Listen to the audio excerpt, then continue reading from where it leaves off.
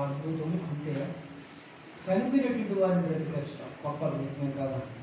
అవును కదా. ఇన్ని కోట్ల రూపాయలున్నా, ఇంత ఆస్తి ఉన్నా, ఇన్ని ఎకరాల పొలం ఉన్నా, ఇంత బంగారం ఉన్నా, ఒక మనిషి చనిపోయినటువంటి వ్యక్తిని లేపగలిగితే చాలా అద్భుతం. అంతకన్నా అద్భుతం ఇంకోటి ఉందంటే ఏమి లేదు నాకు తెలిసి. అలాగా యేసుక్రీస్తు ప్రభువారు ఈ లోకంలో అనేకమైన అద్భుతాలు చేసినాడు. అయితే వాళ్ళ శిష్యులకు ఆయన ఈ లోకంలో చనిపోయి తిరిగి లేచి వెళ్ళిపోయేటప్పుడు శిష్యులకు అధికారాలు ఇచ్చినాయి.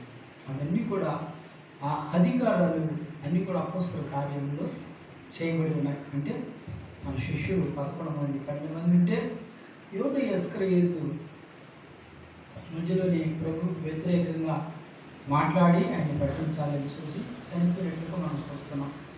అయితే పేతురుని మనం జ్ఞాపకం చేసుకొని చెప్తున్నాం. పేతురు